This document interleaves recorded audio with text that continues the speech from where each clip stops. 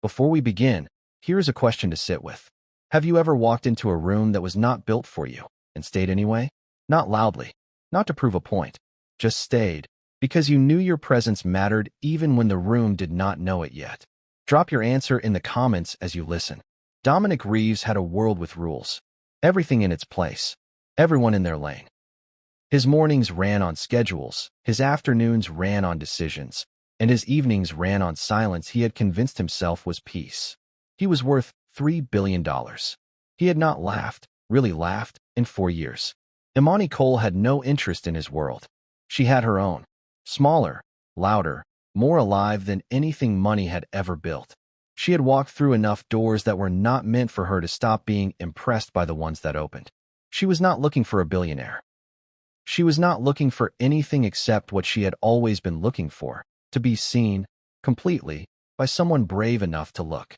What happened between them was not a fairy tale. It was better than that. It was the truth. You found your way here today, and I do not think that was an accident. Some of you have been sitting with this channel for a long time, returning week after week, not just for the stories, but for what the stories do to the quiet places inside you. I see you. I am grateful for you in ways I do not always have the right words for. Some of you are brand new. You clicked on something. Maybe you are not even sure why, and now you are here. Good. Stay. This one is worth it. And some of you, I feel this, are carrying something today. Something about not being chosen. Something about walking into spaces and shrinking so the room stays comfortable. Something about wondering if there is a person out there willing to see you fully, not just the version of you that is easiest to hold. This story is for all of you, but especially the last ones. One small thing before we begin. If this story reaches something true in you today, right? I am here in the comments. Not for me. For the person who scrolls down and needs to know they are not alone in what they are feeling. Now, let us go in together. Dominic Reeves had not always been this man. There had been a version of him before the money, before the company, before the name that opened rooms before he knocked. A younger version who had grown up in a narrow house in a working-class neighborhood with a father who worked double shifts and a mother who believed, with a conviction that bordered on religion, that her son was going to be something. He had become something. He had become exactly what ambition looked like when it had nothing left to prove and no one left to share it with. Reeves' capital occupied the top 6 floors of a glass tower in the center of the city. Dominic's office was on the 42nd floor, the kind of space that was designed to communicate power before a single word was spoken. Floor-to-ceiling windows. A desk that had no drawers because Dominic Reeves did not keep anything he could not access immediately. Clean lines, controlled light, the particular coldness of a room where nothing existed without a purpose. He arrived every morning at 6:45. He left every evening at whatever time the work required, which was usually late, which was usually fine, because there was no one waiting. He had been engaged once. Her name was Claudia. She had been the right woman for the man he was performing, and the relationship had dissolved the way performances dissolve when the audience stops believing. Quietly, without a single dramatic moment, both of them arriving at the same conclusion from different directions. She had found someone who was actually present. He had found more work. That had been 6 years ago. Since then, Dominic had replaced intimacy with efficiency. He had a personal assistant named Joel who anticipated his needs with the precision of someone who had studied him for 4 years. He had a chef, a driver, a trainer, a tailor. Every human need was met by someone whose job it was to meet it. What no one had a job to meet was the particular hollow feeling that arrived every evening when the office emptied and the city went dark outside his window and Dominic Reeves sat at his 42nd floor desk and understood, in the way that very successful people sometimes understand things too late, that he had built something extraordinary and had no idea what it was for. He did not talk about this. He barely allowed himself to think it. He had rules. And one of the first rules was that feeling empty was a problem to be solved, not a truth to be heard. Imani Cole's world was 7 blocks and an entire universe away. Her apartment on the 3rd floor of a building that had survived 4 decades and 3 landlords was the kind of place that looked like the person who lived in it. Bookshelves on every wall. A kitchen table covered in notebooks and highlighters, and the organized chaos of a woman who thought better with her hands moving. Plants on the fire escape that she talked to sometimes, not because she believed they listened, but because she believed that growing things deserved acknowledgement. She was 33 years old, and she ran the Community Development Program for the Northside Neighborhood Initiative, a nonprofit that worked to close the gap between the resources the city had and the resources the people who needed them could actually access. The work was unglamorous, underfunded, and completely essential. She had been doing it for 6 years and had never once woken up and not wanted to go to work.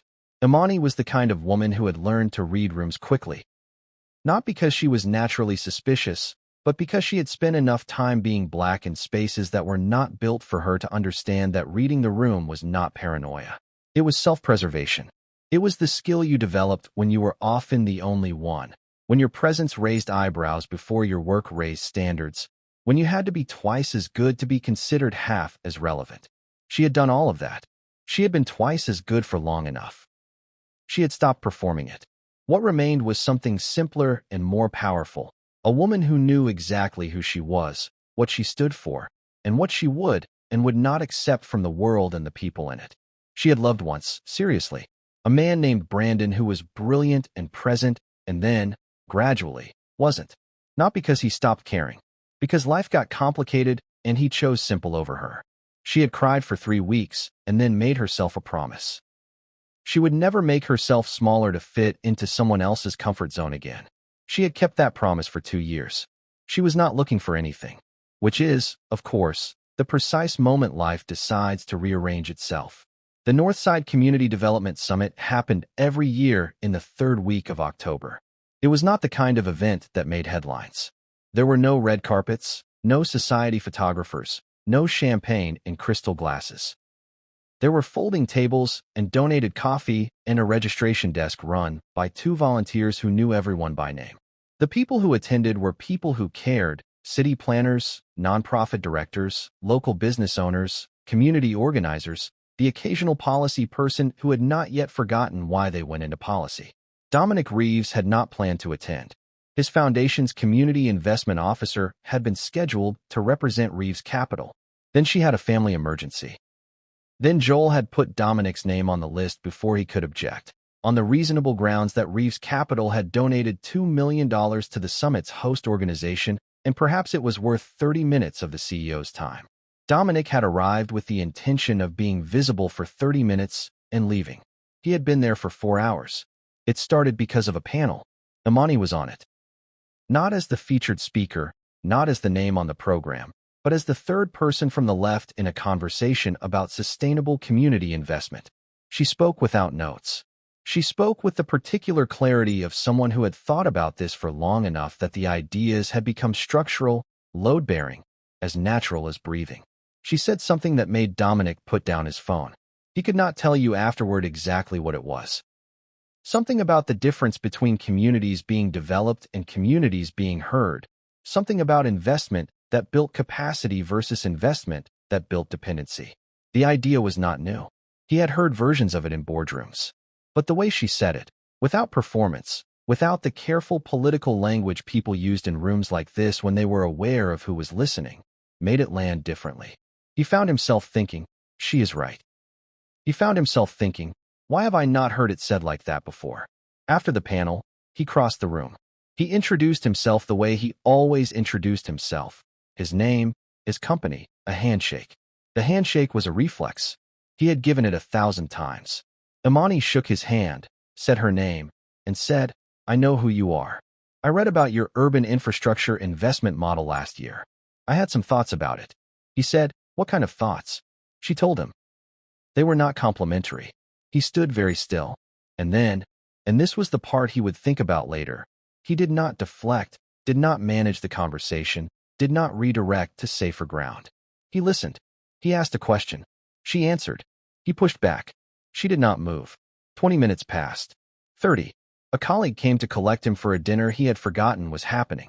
He said, give me a few more minutes. He had not said that to anyone in years.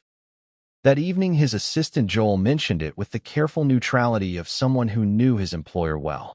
There were a few people who wanted your time at the summit. You were occupied for most of the afternoon. Dominic said, I was in a conversation. Joel said, with the woman from the Northside Initiative. Dominic said, yes. A pause. Joel said, She runs a fairly small operation. Not exactly a typical Reeves Capital Partner profile. The sentence was informational. The message underneath it was something else entirely. Dominic looked at him for a moment. Get me her contact information. Joel said, of course. The first warning, delivered in the language of professionalism, wrapped in the concern of someone who believed they were being helpful. The message clear as anything. She is not the right kind of person for a man in your position. Dominic sent the email himself. Not through Joel. Not through his communications team. He typed it himself at 10 o'clock at night at his kitchen counter, a glass of water beside him, and he read it twice before sending it. Imani read it the next morning at her kitchen table with her first cup of coffee. She sat with it for a long time. She had learned to read the space between what was written and what was meant. The email was respectful, direct, genuine in tone. She had received genuine in tone before and discovered it was a performance. She wrote back that afternoon. Brief. Open. Not available immediately. Not unavailable either. She told her colleague and closest friend Priya about it that evening. Priya said, Dominic Reeves. Imani. Imani said, I know. Priya said, do you though? Imani said, that is exactly the question. They met for coffee at a place Imani chose. Not one of the hotels Dominic owned partial stakes in. Not a restaurant where the host would know his name and the table would already be reserved. A coffee place on the corner of her block where the owner's daughter did the morning shift and the oat milk was always running out by 9 and the chairs had been mismatched since the day the place opened and no one had ever considered changing them. Dominic arrived first. He sat in a corner and looked around at a room that was nothing like any room he spent time in and felt something he did not have a word for immediately. Something like relief. When Imani arrived, she looked at him in the mismatched chair and said, You found it. He said, My driver was very confused. She laughed. The laugh arrived without announcement and lasted longer than he expected, and he sat very still for a moment in the middle of it, as if sudden movement might end it. They talked for 2.5 hours. Not about the summit. Not about investment models or nonprofit strategy or the things that had introduced them to each other. They talked about the city. The version of it she moved through every day versus the version visible from his 42nd floor. They talked about what it meant to build something. She meant community. He meant company. The difference turned into a conversation that neither of them had had with anyone before. She challenged him twice. Both times directly, without softening it. The way someone challenges a position because they have thought about it carefully and mean what they say. Both times he stopped. Both times something in him recalibrated. He could not remember the last time being wrong had felt interesting. Outside, walking toward their cars, he said, Can I see you again? She looked at him with an expression that was not coy and was not a performance and contained something he needed to understand before she said the next thing. I have a question first, she said. He said, Ask it. She said, Are you the kind of man who is interested in a woman like me in private and uncomfortable with her in public?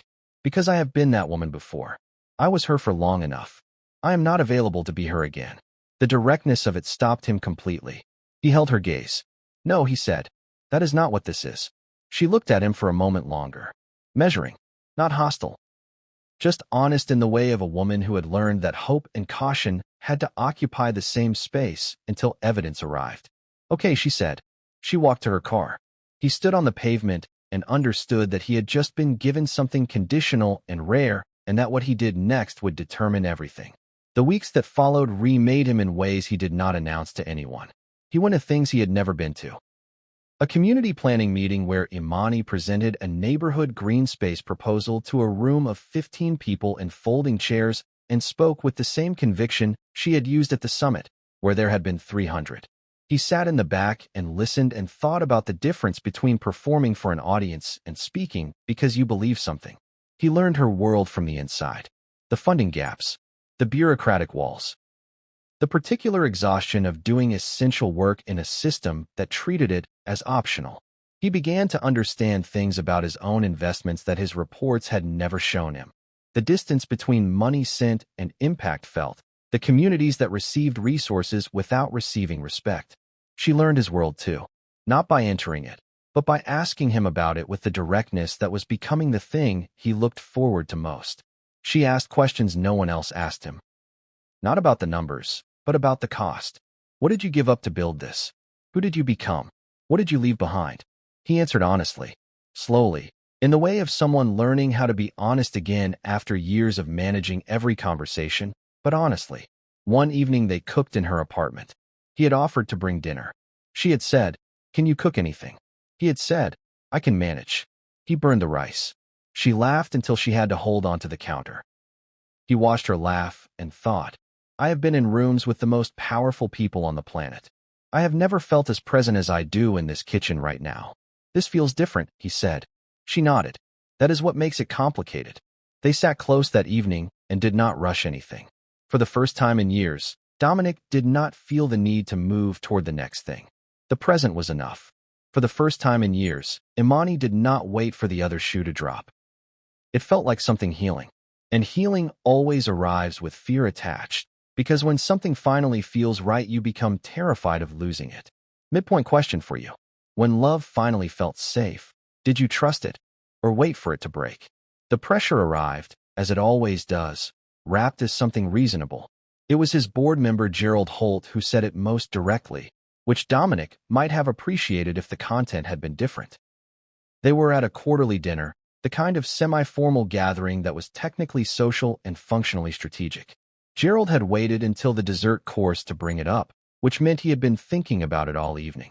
I am going to say something because I respect you, Gerald said. Dominic set down his fork. People are talking, Gerald said, about the woman from the nonprofit. There are questions about where your attention is. Investors want to see a CEO who is focused. The merger conversation with Holloway Group is at a delicate stage. Perception matters right now. Dominic said, what kind of questions? Gerald paused. Whether she is the right fit for someone in your position. There are certain expectations about. He stopped himself. Dominic waited. Gerald said, you know what I mean. Dominic said, say it plainly, Gerald. Gerald looked at his dessert. She is not the kind of woman our partners expect to see on your arm. It is not a criticism. It is a reality of the world we operate in. The table was quiet for a moment. Thank you for dinner, Dominic said. I will see you at the board meeting. He left before the coffee. That night he called Imani. She answered on the second ring and heard something in his voice immediately. What happened? She said. He told her. All of it. Gerald, the dinner, the expectations, the particular language of men who say the quiet part with plausible deniability. He did not soften it. When he finished, she was quiet.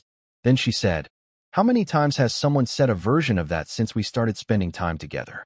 He thought about it. 3 times, he said. Maybe 4. And what did you say? He was honest. I deflected. I changed the subject. I did not correct them. The silence that followed was the kind that requires sitting in.